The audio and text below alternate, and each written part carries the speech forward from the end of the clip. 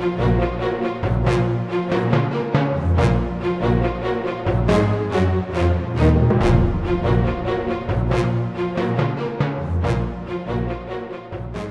are listening to The Bridge Busters, the first dam busters and the race to save Britain by Mark Felton, published by Mandalay Books and narrated by Mark Felton. Chapter 5. Low-Level Kings.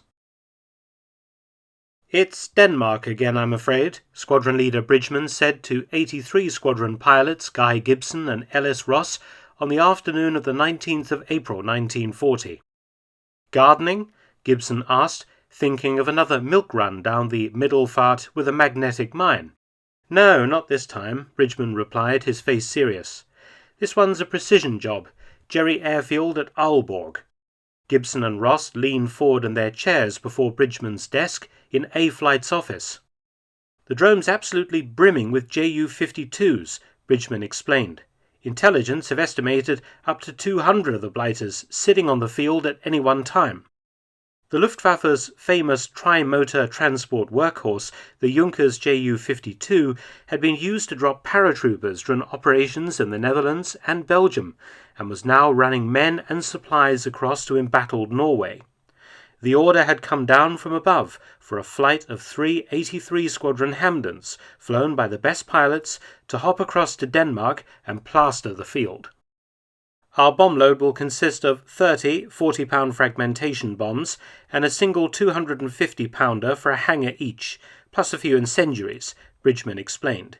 "It would be a change of pace from dropping magnetic mines, but also a much more dangerous mission against a target brimming with flak guns and protected by night fighters." Gibson and Ross wondered why the whole squadron wasn't being sent, but then it occurred to them that 5 Group was trying to minimize its losses. Not a very encouraging thought. That night, a mess party was as usual underway, but this time Gibson and Ross were forced to sit on the sidelines, watching the other boys getting tight. Weaving his way through the drunken revellers, Bridgman had to yell to be heard above the din of the upright piano and bawdy singing. "Let's go and get a meal," he shouted at the 2 dejected pilots.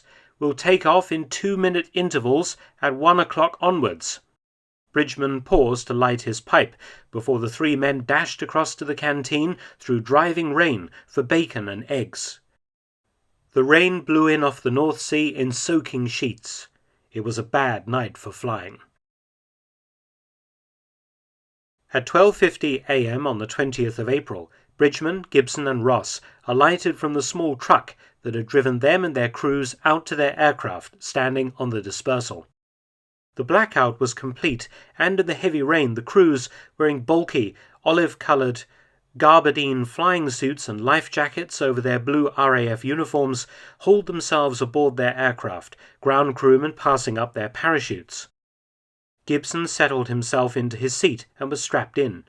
He switched on the RT, ready to speak to his crew, but the only sound was a high-pitched buzzing. He tested several switches. Nothing. The plane had taken on water during the rainstorm, knocking out its electrics.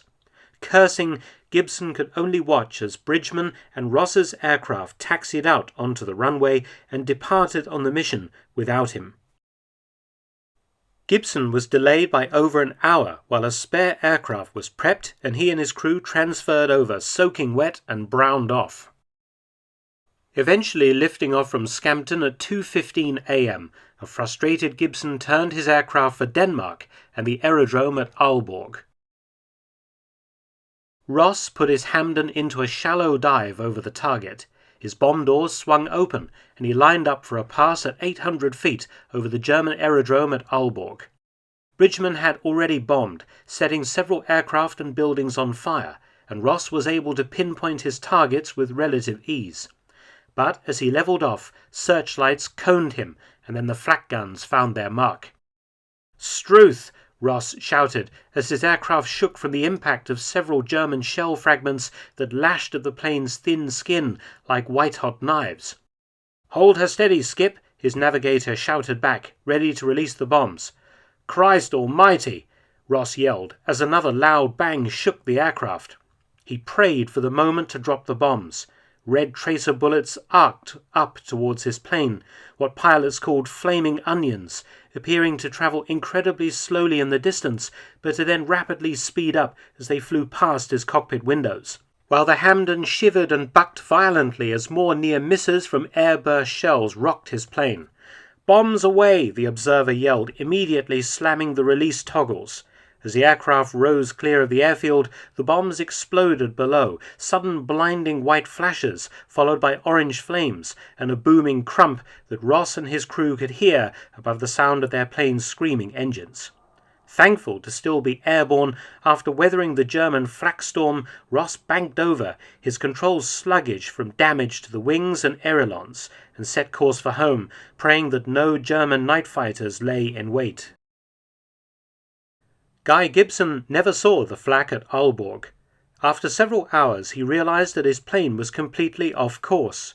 Gibson ended up 200 miles behind the German lines before fleeing for home on the deck, flitting across hedgerows and fields in an effort to avoid flak and fighters as daylight broke over Denmark.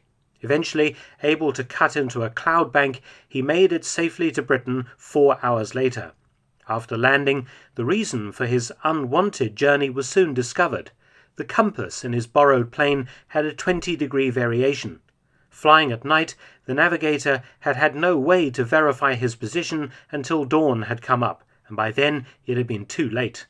It demonstrated once again the terrible hazards aircraft and crews faced without electronic navigational aids.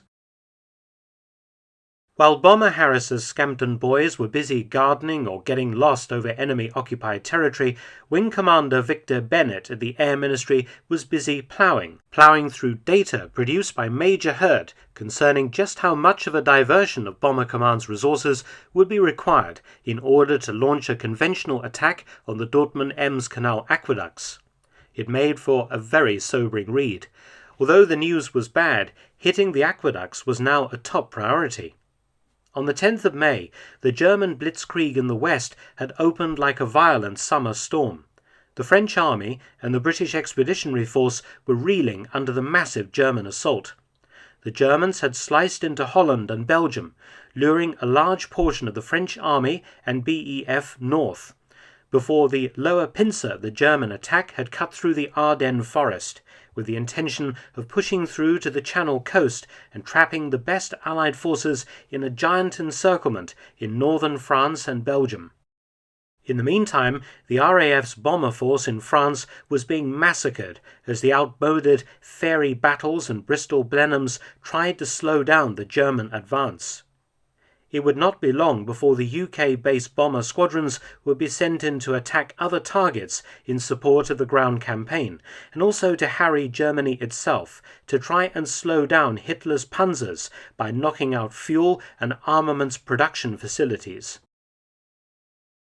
Wing Commander Bennett read with a heavy heart that a high-level attack on the Dortmund-Ems Canal aqueducts using standard 500-pound GP bombs, calculated at 0.7% direct hits, would require a total of 1,715 bombs to achieve the 12 direct hits that Major Hurd suggested were necessary to collapse just one aqueduct. Bennett sucked in his breath sharply when he saw the next line of figures that calculated just how many aircraft would be required to deliver such a payload. The raid would need 858 medium bombers, either Hampdens or Blenheims, or 429 heavies, Wellingtons or Whitleys. "That's absolutely fantastic," Bennett exclaimed to the empty room, silently shaking his head in astonishment.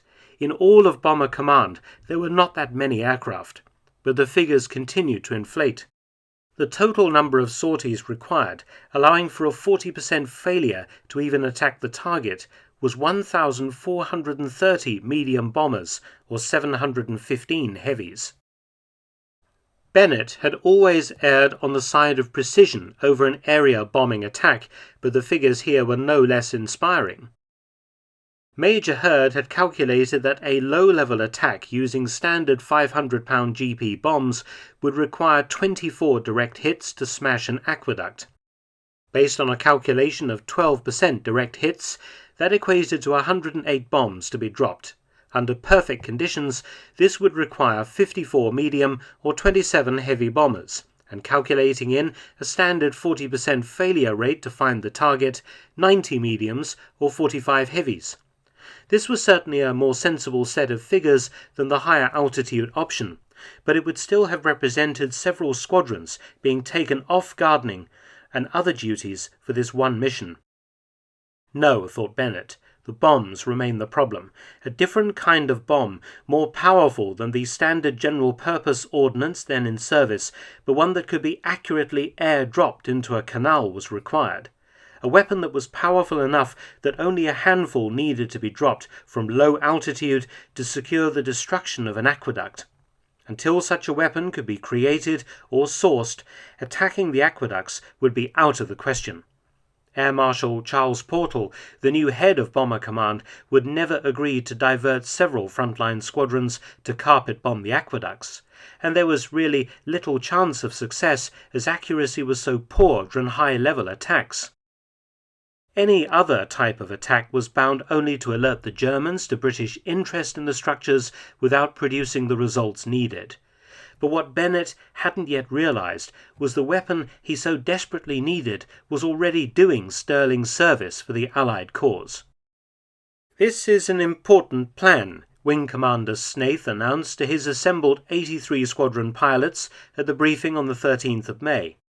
"If you manage to plant your lettuces at the mouth of the canal, the effect on German traffic will be considerable." It was the day after the surrender of Holland. The gardening sorties had now taken a new turn. Instead of planting lettuces, as mines were codenamed, in the Baltic Sea passages around Denmark, the idea was to go after the Kiel Canal, where it emptied into the sea, and mine this narrow waterway, sinking German barges, bringing up vital supplies to the forces fighting in France. Squadron Leader Frost, the intelligence officer, then took over from Snaith. "Gentlemen," he said, his tone serious, "we may have reliable reports that the Jerrys have barrage balloons every 1,000 yards along the canal, and all the aqueducts and bridges are heavily defended with light cannon and flak." The pilots and their crews sat silently listening to the odds, their faces grimly serious. Gardening sorties had been relatively free of danger until recently, when the Germans had started positioning flak ships and night fighters over the sea passages. But going after a canal, that was something entirely different. The steel cables moored to the balloons could slice off wings, and due to the mine's delivery method, they would be running a high probability of falling to flak on the low and slow bombing runs. "It looks like being a sticky target, boys," Snaith said. Bridgman, Gibson, Collier, Jamie Pitcairn-Hill and their crew said nothing. They just stared at Snaith, slowly pulling on their last cigarettes before preparing to go over their routes and timings for the mission. But as it turned out, the pilots were given a reprieve. They took off as ordered, and with heavy hearts began to head out towards the continent. But as soon as they arrived over Holland, low cloud and fog obscured the ground all the way to Germany. There was no chance of the navigators locating the canal, let alone the precise section that they were supposed to mine. The mission was aborted, and still carrying their precious mines, the flight returned, somewhat relieved, to Scampton early the following morning. "Stand by at 1 hour's notice for operations," Wing Commander Sheen, the commanding officer of 49 Squadron, announced to his gathered air crews at the 10 a.m. briefing on the 25th of May. The month was proving to be a busy time for the squadrons at Scampton. "The following aircraft are to make ready," continued Sheen, listing 12 Hampdens.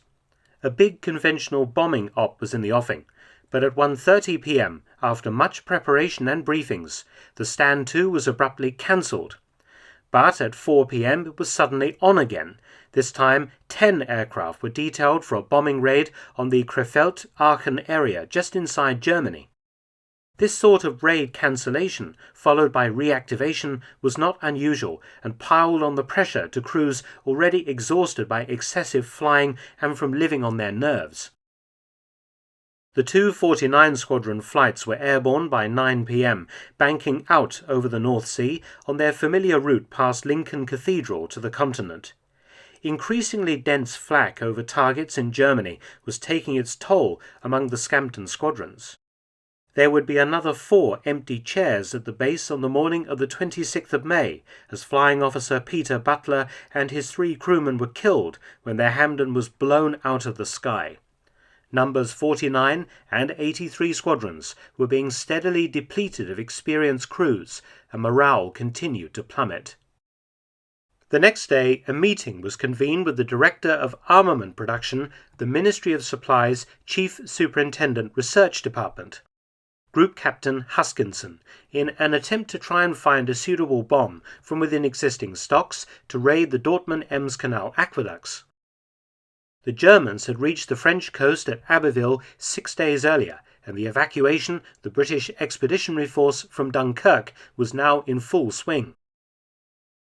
The same day, Churchill had placed General Sir Edmund Ironside in command of all home forces, and specifically charged him with organising anti-invasion measures. With general-purpose bombs largely ruled out unless delivered in a saturation raid, the RAF's eyes had turned again to the possibility of using armour-piercing ordnance on the aqueducts. A new version, weighing 2,000 pounds, had recently come into service.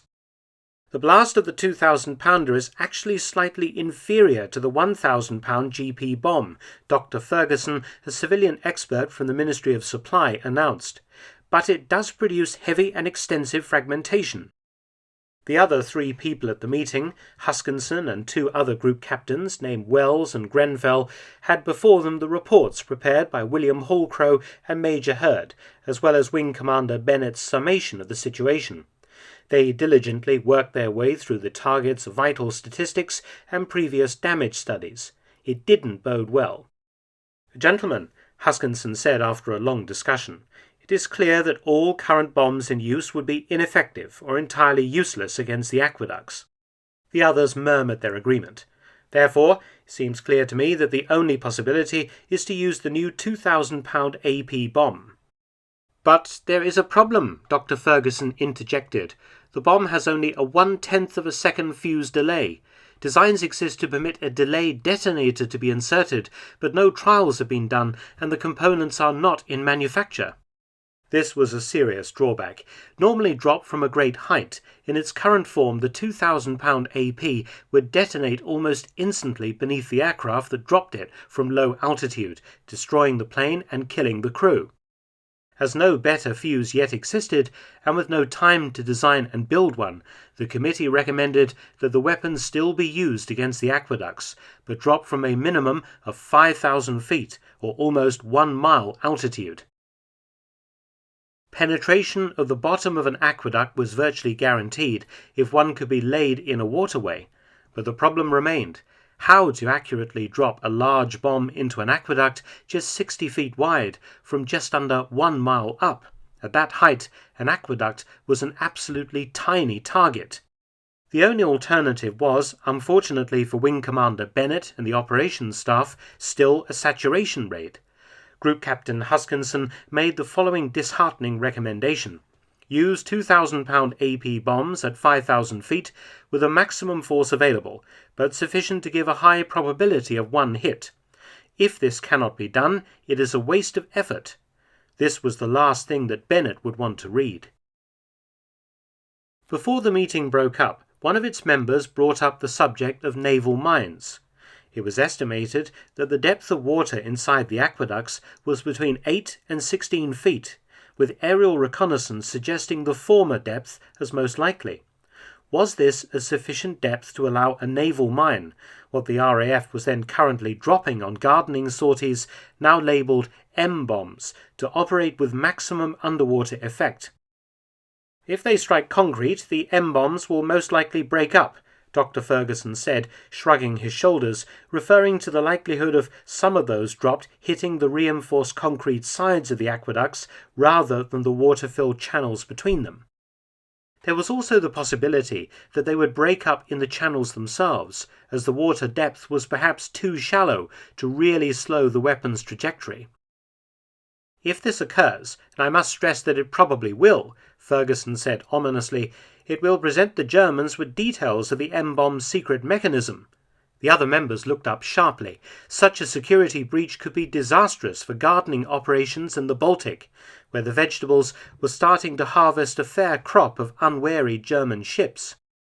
Certain types of naval mines are being modified, Ferguson said, but development is as yet very embryonic. This seemed to shut down discussion of M-bombs. The committee's recommendation remained unchanged. 2,000-pound armour-piercing bombs dropped en masse over the aqueducts in the vain hope of achieving a single direct hit. A stream of oaths blasted through the RT of Jamie Pitcairn-Hill's Hampden, startling the crew. The vicar's son was normally pretty circumspect with his language, but he now gave full vent to his frustrations.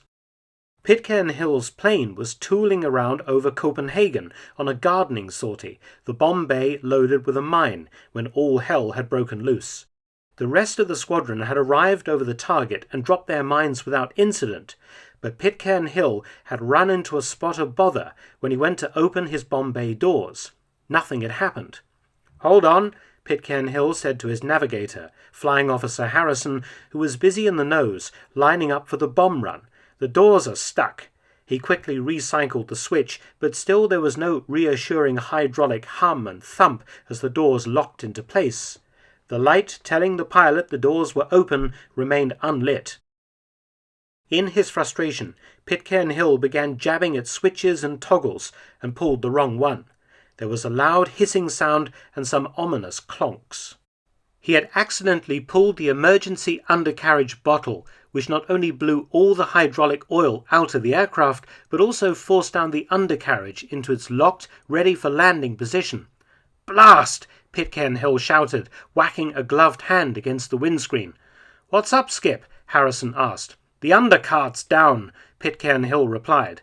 Almost shamefacedly, he explained to his crew what had happened. It was a serious error of judgment.